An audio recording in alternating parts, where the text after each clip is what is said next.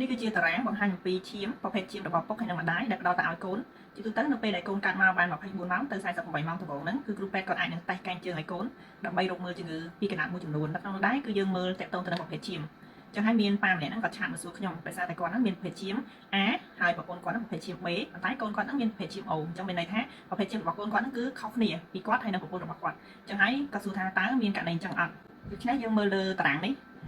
ពណ៌ខៀវឬក៏ពណ៌ទឹកសមុទ្រនេះគឺជាឈាមប្រភេទឈាមរបស់ឪពុកហើយពណ៌ស្វាយនេះគឺជាប្រភេទឈាមរបស់ម្ដាយហើយពណ៌លឿងនេះគឺជាប្រភេទឈាមរបស់កូនអញ្ចឹងយើងមើលជាទូទៅប្រភេទឈាមយើងមាន4ប្រភេទគឺប្រភេទ A B AB ហើយនិង O ក្រៅពីនេះគឺយើងតកតងទៅនឹង resist ហ្នឹងមានដកហើយនឹងបូកទៀតអញ្ចឹងបើសិនជាយើងនិយាយជាសរុបរួមមកគឺមានរហូតដល់8ប្រភេទមាន A ដក A បូក B ដក B បូក AB ដក AB បូកហើយនឹង O ដក O បូកអញ្ចឹងក្នុងករណីនេះយើងនិយាយតែប្រភេទទេអញ្ចឹងទៅលើពណ៌ខៀវនេះឬក៏ពណ៌ទឹកសមុទ្រនេះគឺឈាមរបស់ឪពុកហើយពណ៌ស្វាយនេះគឺឈាមរបស់ម្ដាយអញ្ចឹងយើងមើលបើសិនជាឪពុកមានប្រភេទឈាម A ម្ដាយ A អញ្ចឹងយើងបានកូនមកពណ៌លឿងនេះគឺអាចនឹងមានប្រភេទឈាម A ឬក៏ O បើសិនជាឪពុក B ម្ដាយ A អញ្ចឹងអាចមាន A B AB ឬក៏ O អញ្ចឹងបើសិនជាមាន AB វិញឈាម AB របស់ឪពុកហើយឈាម A របស់ម្ដាយអញ្ចឹងកូនមកអាចបាន A B ឬក៏ AB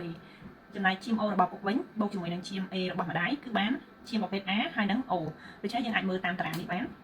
ហើយក្នុងករណីមួយទៀតគឺបើសិនជាម្ដាយឈាម O ហើយពុកឈាម O អញ្ចឹងកូនបានមកគឺត្រូវតែប្រភេទឈាម O អញ្ចឹងនៅត្រង់ចំណុចនេះបើសិនជាឪពុកប្រភេទឈាម O ម្ដាយឈាម O ប៉ុន្តែបានកូនមកខុសពី O មានន័យថា AB ឬក៏ AB វាគឺខុសពីធម្មតាហើយប៉ុន្តែបើក្រៅពីនេះគឺយើងអាចមើលតាមតារាងនឹងបានបើសិនជាមាននៅក្នុងហ្នឹងគឺធម្មតាមិនមានបញ្ហាអីទេប៉ុន្តែបើសិនជានៅត្រង់នេះគឺនឹងមានបញ្ហាអញ្ចឹងបញ្ហាអីយើងគិតខ្លួនឯងទៅ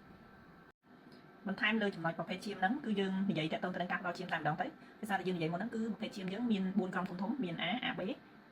B ហើយនឹង O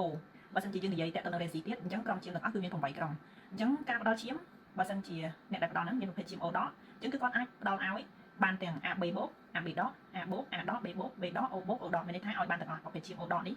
ចំណែកប្រភេទឈាម O បូកវិញគឺគាត់ផ្ដល់ឲ្យបានតែប្រភេទបូកទេមានន័យថា resi ដែលបូកអញ្ចឹងដល់ឲ្យ AB បូក A បូក B បូកអញ្ចឹងសួរថាដកបូកហ្នឹងជាអីដកបូកហ្នឹងគឺជា resist ហ្នឹងគឺជាប្រូតេអ៊ីនដែលមាននៅលើក្របឈាមបើសិនជាមានប្រូតេអ៊ីននៅលើក្របឈាមហ្នឹងគឺជា resist បូកបើសិនជាអត់មានទេគឺ resist ដកហ្នឹងហើយអញ្ចឹងកន្លែងនេះយើងមិនបាច់ចាំគិតច្រើនទេវារៀងស្មុគស្មាញបន្តិច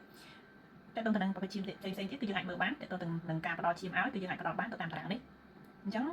តើតើទៅនឹងប្រភេទឈាមក៏ដោយតើតើទៅនឹងការផ្ដល់ឈាមនេះក៏ដោយដើម្បីដឹងគឺយើងត្រូវតែពិនិត្យឈាមយើងត្រូវតែបូមឈាមវាទៅពិនិត្យមើលតើទៅនឹងប្រភេទឈាមក៏ដូចជាប្រភេទ resist ហ្នឹងចំពោះក្មេងតូចៗដែលកាត់មក24ទៅ48ម៉ោងដំបូងហ្នឹងគឺគ្រូពេទ្យគាត់បានមើលជូនហើយអញ្ចឹងយើងអាចដឹងបានចំពោះមនុស្សធំវិញដែលគាត់មិនធ្លាប់បានដឹងពីប្រភេទឈាមរបស់គាត់ឬក៏ប្រភេទ resist របស់គាត់ហ្នឹងគឺយើងអាចនឹងបូមឈាមមើលបានអញ្ចឹងការបូមឈាមគឺយើងអាចមើលប្រភេទឈាមហើយនិងប្រភេទ resist របស់យើងនឹងឯងដើម្បីជៀសវាងក្នុងករណីមានគ្រោះថ្នាក់ចរាចរណ៍ណាមួយដែលយើងអាចត្រូវការឈាមបន្ទាន់គឺយើងដឹងខ្លួនយើងថាមានប្រភេទឈាមអីពិតប្រាកដ